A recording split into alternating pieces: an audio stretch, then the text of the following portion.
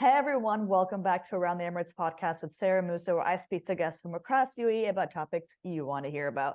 Today, I'm venturing all the way to Ras Al Khaimah to speak to Julie Lewis, who is a phenomenal female entrepreneur. Welcome, Julie. Thank you so much. I'm very happy to be here from up north in the northern Emirates. All Yeah, the way up, all the way up. all the way up north. So Julie is such an inspirational entrepreneur. She has done so much already, and is probably one of the most courageous guests I've ever had on the show, and I'll tell you why. Julie Lewis is like amongst her many ventures. She has created an initiative for transformative expeditions. What? What? Tell me about this, Julie. What inspired you to become an entrepreneur and specifically to establish kind of these expeditions? Sure. My background, is in sports science. I was always very fit, healthy, active, encouraging people to take charge of their health and their body.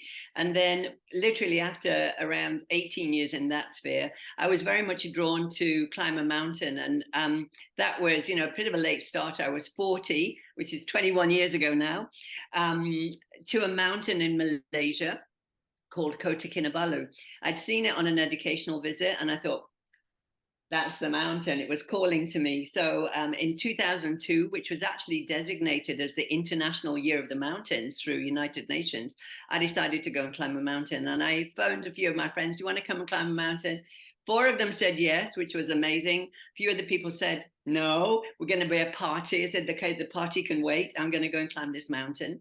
So standing on top of that mountain on the 7th of April, 2002, arms outstretched. I'm on a mountain. I'm on a mountain high. Wow, that's a really cool name for what became, the first and only at that time adventure travel company for women to really encourage more people to challenge themselves, go and explore, connect with new cultures, see new things, experience new things. And so I literally ran all the way down the mountain, and then I'm phoning all my friends, I just climbed a mountain, I just climbed a mountain. And then at the time, the Gulf News actually approached me and said, could we do an article? Because most women don't want to talk about their age. And I said, I'm happy to talk about my age. I'm 40 and I've just seen this whole new world and a whole new direction of where I'm going to go with my career. So my entrepreneurial journey literally started with a flash of wisdom up on top of the mountain at 4,000 meters, running all the way down. A newspaper story that had streams of people coming saying, I'm 40, I'm going to be 50, I want to do something.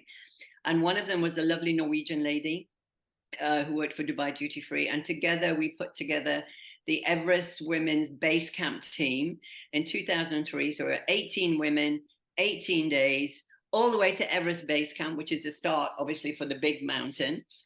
We raised around $80,000 for a mobile breast screening unit. I challenge anybody to go to Nepal and not come back changed. So I literally came back from the trip and it was like, I was born to do this. What am I doing, in health clubs and gyms and offices? So I resigned from my job at the time and decided to start my own adventure travel company. And I was very blessed because I met somebody on a boat. There's always a backstory. I met somebody on a boat that had heard me speaking on the radio when I was doing call-ins from Everest Base Camp. And she said, I want to come on your next trip. When is it? I said, well, I've just left my job and I'm going to start my own business.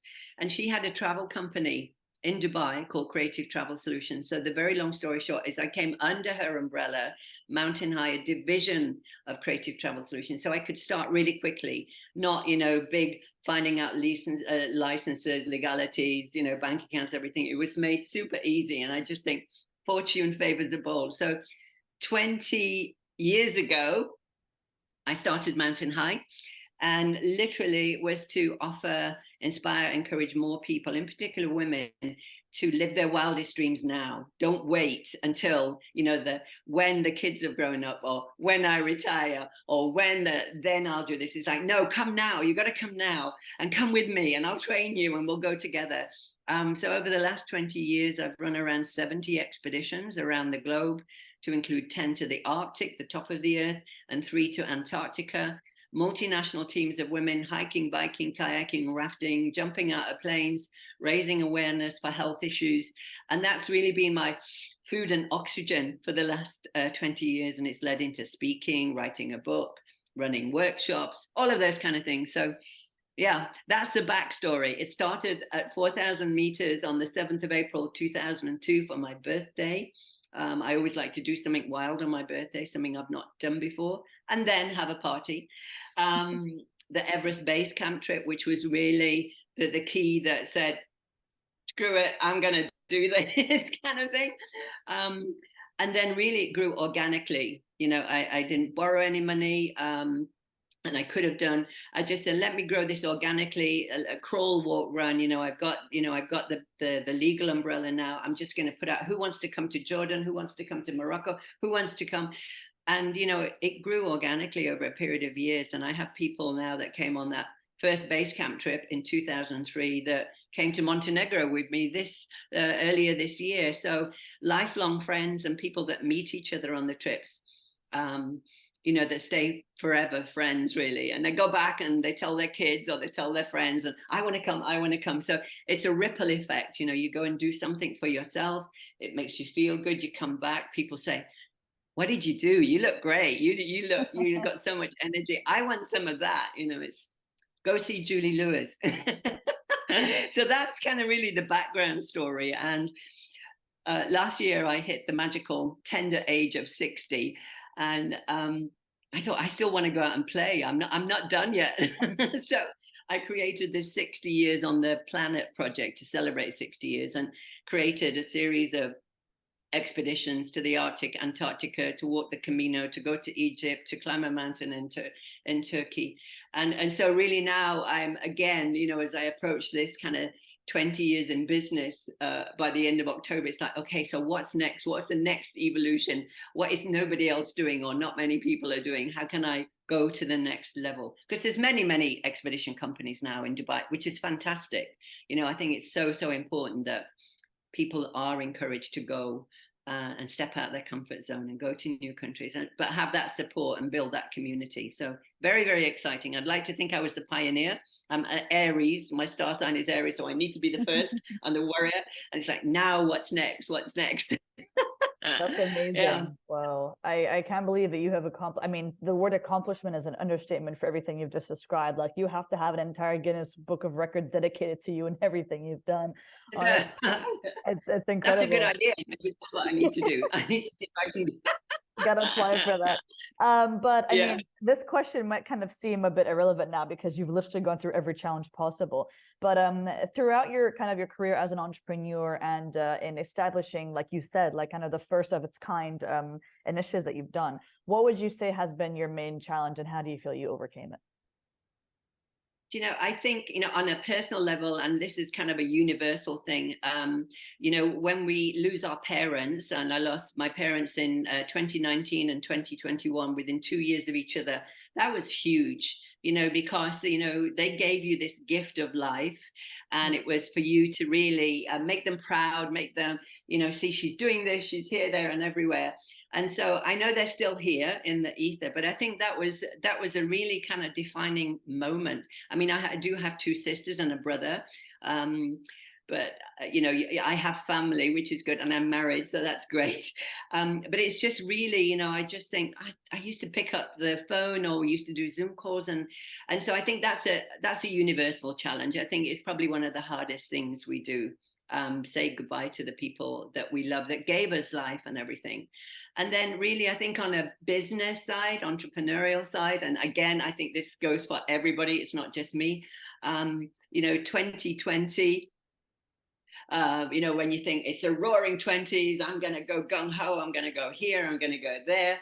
In February 2020, I was doing some leadership development programs in Saudi. In early March, I took people on a cruise to chase the Northern Lights in Norway. And at the end of that trip, it was like, you better get back home. Things are changing. There's this deadly virus, blah, blah, blah. And so I managed to get back into the UAE. And of course, then boom, lockdowns, PCR, restricted travel, no more speaking gigs, no more expeditions, everything. Yeah. And I think for a lot of people, it just really changed the way that we live, we work, we travel, we school our children. I mean, thank goodness I don't have children. I don't know if I'd manage looking after kids at the same time as looking at myself. So I think that was a universal challenge, because it made you think about, I can't do what I normally do, so what can I do instead? Mm. And that's when I discovered Microsoft Teams, go to webinar, Zooms, where you were actually still engaging with people. But not able to get together to say, let's all go for a walk on the beach, or let's go and do XYZ. And so that was a big challenge. And I think anybody that came through that period and kind of reinvented themselves, or changed the way that they did business, or changed career, is a big, huge high five, because I think globally it was a huge challenge for everybody, and that really made me think about the importance of having a strong ecosystem of support, of people that like and trust, that they are a mastermind group.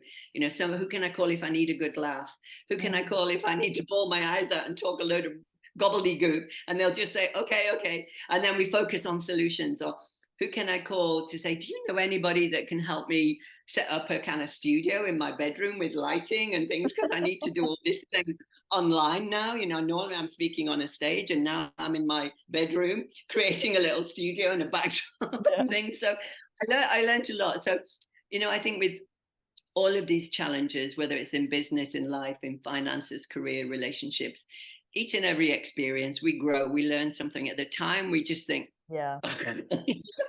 but then you say, what was the gift in that? What did I learn from that? Knowing what I know now, what would I do differently? So it builds our resilience, and it certainly makes us resourceful, because we have to think differently. I'm not going to say the box, because I don't believe in boxes. I cannot be contained in a box. It's just really thinking, how did that change me? How did it make me more understanding of people's needs? Which is why the 60 Years on the Planet project was, I know if people are feeling anything like I'm feeling, I just need to go out and play. I need to run wild. I need to get on a plane. I need to run through a forest. I need to throw myself in the ocean. I need to climb mountains. Who wants to come? And it's like, yes. me. So I think, sometimes it's a matter of being patient and doing what you can do when you can't do what you normally do. There's a lovely saying, actually, is when fishermen can't go to sea, they repair their nets. So they're still doing something. So when the time comes that they can go out to sea, and I thought, that's a really nice mantra. I think that there were challenging times, for everybody, not just for me. So as an entrepreneur, it's like riding the waves of change. You have to become like this surfer, just like watching for the next wave. Where's that going to take me? And just be, what can I do now? I've got to stop thinking, well, I used to do this and I can't do this anymore. It's just like, where am I now? And what could I do next that would keep this, I call it food and oxygen. For me, that's just, being of service and growing and contributing. And of course, that brings in the energy, the paper energy. So you can do more and be more. Yeah. That is so beautiful. I mean, you just said it yourself, kind of riding the wave of change. And I mean, because of the fact that you just mentioned, you've been on so many incredible expeditions, kind of like from, Mount Everest to even the Arctic. Is there a specific expedition that kind of sticks out in your mind of like something funny or crazy or wild happened that you just would have never expected? I think whenever there's animals involved, it always gets a little bit wild. So definitely dog sledding in the Norwegian Arctic Circle, because then it's when I take people to the Arctic, it's the only way that you can actually traverse the land, because it's all snow. I mean, you could ski do and everything. But all of a sudden, when you have 6 huskies and a sled, and you're in charge of 6 huskies, it's very, very interesting. Most of the time they behave, and then suddenly they see a reindeer and they do a sharp left, and all of a sudden, you're doing a sharp left. Thankfully, there's no other traffic on the highway. It's not like Shakeside where there's nobody. But I think, it's just feeling that you've got control, and then realizing it's up to the dogs. I really have no control. I can put the brakes on. I can say, nay, like, no. And they feel like this, go flying and everything. Wow. So I think whenever you travel and you go to a new place, you become more neurally alive, because all of a sudden you have to ask questions: where, how? You're seeing, hearing, smelling, tasting, doing things differently. So you wake up, because when you're here, you go from home to the office, home to the mall, home to Yeah, your got friends. that So you're routine. on autopilot. So the minute you're like, whoa, whoa, whoa, and things, whoa. So I think certainly the dog sledding, I've seen kind of funny things where people fly up into the air, and you're on the floor and the dogs have just run off, and then they kind of realize, oh, nobody's driving, and they stop and they literally look around like this and think, what are you doing? Come on, get back on. Oh my It's God. so funny. So that's definitely one of those moments. Wow. And trying different foods, people's expressions, they put something in their mouth and it's like, well, but this is the national dish, you're supposed to love it. That's so awkward. There's always some funny toilet stories, which is a little bit based, but whenever you travel, especially when you're up in the high mountains and everything, we kind of have a toilet grading system. Is it a zero, or is it a minus, or is it a plus, and everything? And one funny story was, we had a toilet tent because we were camping at 5,000 meters, and it was just like a fold away seat, and you just zip around and that's it. So one of the team members was in there. You have these pack animals, they're called yaks. They're like big herding, and they carry all the support material. They'd obviously got loose and started roaming around the area, and I saw it because I was in the lodge, and I saw these yaks moving, and I thought, the toilet and the toilet tent was starting to move, and I knew that somebody was in there, so it was just like, oh my gosh. So dash outside and herding them back, and, are you okay in there, are you okay in there? Because you can just imagine nobody's got any idea what's going on, but there's these yaks around you. Thankfully all was well, but it was just like, even when you go to the bathroom, you need to be very, very alert. So that's a bit of a funny story. I mean, there's several others of things happening. And, I think it's just important to giggle and just, it's serious when you're doing adventures. Of course, it's serious, safety training, having the right gear and everything. But when things don't quite go to plan, you just have to say, okay, what can we do instead? Yeah. And have a bit of a giggle about it, and just kind of dust yourself off and think, okay, get back on that sledge. Come on, dogs. We need to get over there. So forget the reindeer, That's so beautiful. work with me, work with me. That's Yeah. amazing. Well, thank you so much for sharing your story with me, Julie. This has been quite the inspirational and courageous and slightly scary episode, but I'm so glad I was able to talk to you today. Yeah. My advice is just go out there, live your wildest dreams now. Don't wait for permission. It's very easy that when I've done this, then I'll do this, and then time runs out. So spend time with people that you love. Go and do wild, crazy things. Don't spend your money on stuff. Spend it on experiences, and find your tribe. Thank you for answering the question I was just about to ask you. You literally are like ahead of me. No, it's good. You're making my job so much easier. I was just about to ask you, but I appreciate you having your key messaging on point and making sure that you communicate exactly what you want my listeners to hear. So I do appreciate you sharing such an impactful message for everyone. I think it is important for us to step outside our comfort zones and do something different, making sure we're living, and like you said, ride the wave. We're a lot in our heads, I find, because there's a lot of information coming. And, for me, when I feel that I'm thinking too much, I have to get out and move. I shake, I go swim. So, what the tip is, like, get out of your head and into your body and into your heart. What is your heart telling you to do? What is your gut telling you what to do? Because I found that when you follow your heart and your gut and have a little bit of rationalization, but not too much, that things work out really, really well, because you're following your bliss. And it sounds really corny, follow your bliss, follow your bliss. No, it's amazing. But it's, when you follow them, it becomes easier. You're in flow more. You're not banging your head against the wall. It's more meaningful to you. You've got a strong emotional why. And you find people that love your energy and just say, I want some of that. I want some of that. I want some of that. Give it to me. Yeah. Awesome. Give it to me. Come with me, Sara.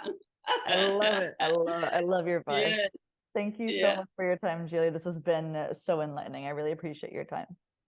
My absolute pleasure. Let's do something fun together soon. Not in the Zoom room, not on a podcast, out there. Okay? High five. Got High that? five. Thanks, guys. Take care. Bye. Thank you. Bye-bye.